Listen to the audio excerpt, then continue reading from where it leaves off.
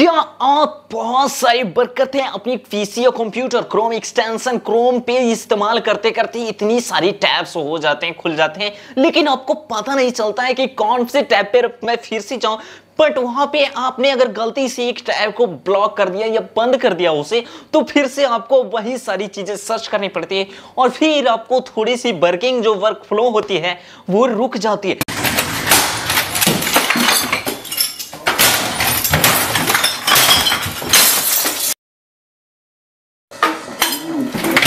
लेकिन क्योंकि अब एक ऐसी अपडेट आ गई है जिससे आपकी वर्क फ्लो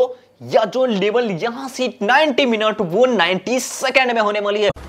क्या बात कर रहे हैं बाबा? जी हाँ दोस्तों, क्योंकि अब क्रोम पे मिलने वाली है ऑर्गेनाइज टैब फीचर जिसमें एआई इंटीग्रेटेड होंगे और इस फीचर का इस्तेमाल करके अगर आप बहुत हार्ड वर्किंग भी कर रहे हैं या फिर सॉफ्ट वर्किंग कर रहे हैं, आपको एक अच्छी एक्सपीरियंस मिलने वाली है। आइए इस वीडियो में हम कवर करते हैं इसी से रिलेटेड। सबसे पहले तो हम ये कवर करेंगे कि क्या है ये ऑर्गेनाइज टैब फीचर, उसके अलावा ये बात करेंगे कि ये किस तरह से काम करती है, और थर्ड वन इज द ये बात करेंगे क्यों इतना ज्यादा एक्साइटिंग फीचर इसे अभी तक माना जा रहा है और मैं भी एक्साइटमेंट के साथ आपको इसे बता रहा हूं। और लास्ट में ये बात करेंगे कि ये फीचर आपको कब अवेलेबल देखने को मिलेगी आपकी क्रोम ब्राउज़र पे। तो आइए बिना कुछ देरी के सारे पॉइंट को नंबर वाइज कवर करते हैं। देखिए, जिसमें सबसे पहले हम बात कर लेते हैं क्या है ये ऑर्गेनाइज टैब फीचर। देखिए, जब भी होता है कि आप वर्किंग कर रहे होते हैं, बहुत सारे टैब्स खुले होते हैं, क्योंकि अगर जब भी आप क्रोम पे जाते हैं तो ऐसा हो ही नहीं सकता है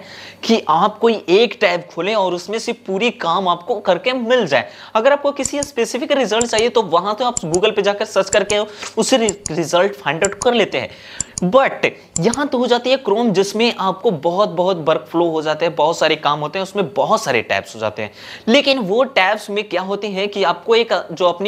अपनी मन पसंदीदा या फिर जो नीडेड टैब्स हैं वो खोजने में आपको टाइम लग जाती है, क्योंकि बहुत सारे 100-200 तक के टैब्स खुल जाते हैं। तो उसी के लिए एक फीचर लाई गई है जिसमें आपको जो सेम कैटेगरी के भी जो टैब्स होंगे उन्हें अलग कैटेगराइज हो जाएगी ऑटोमेटिकली, और उसके अलावा जो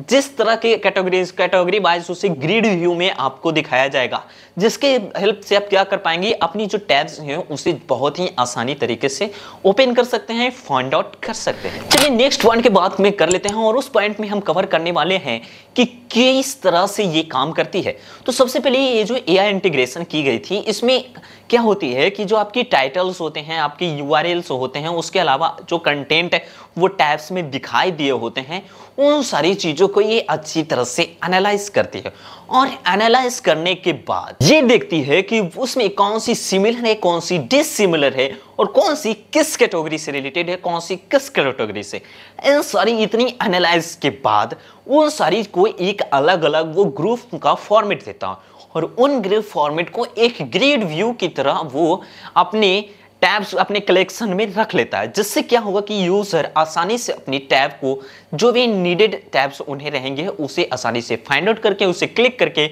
आसानी से ओपन कर सकते हैं। बात करते हैं नेक्स्ट पॉइंट की तरफ, और वो है कि क्यों इतना ज्यादा एक्साइटिंग फीचर इसे माना जाता है। क्योंकि देखिए, अगर कुछ एआई से रिलेटेड आ गई तो समझिए वो एक्साइटेड होता ही है, और इसमें एआई इंटीग्रेशन आई है जिसमें आपको हर काम को अलग कर रही है। जस्ट लाइक मैं सबसे पहले आपको यहाँ पे एग्जांपल देना चाहता हूँ। आपका एक कमरा है और उस कमरे में बहुत सारे कपड़े हैं, जस्ट लाइक आपकी मैरिज की हो या फिर आप डेली पहन रहे हैं या फिर किसी फंक्शन में जा, और सारे कपड़ों को एक जगह आप रख रहे होते हैं। तो वहां से अगर आपको किसी एक स्पेसिफिक कपड़ा चूज करना होता है तो आप उसे नहीं चूज कर सकते हैं, बट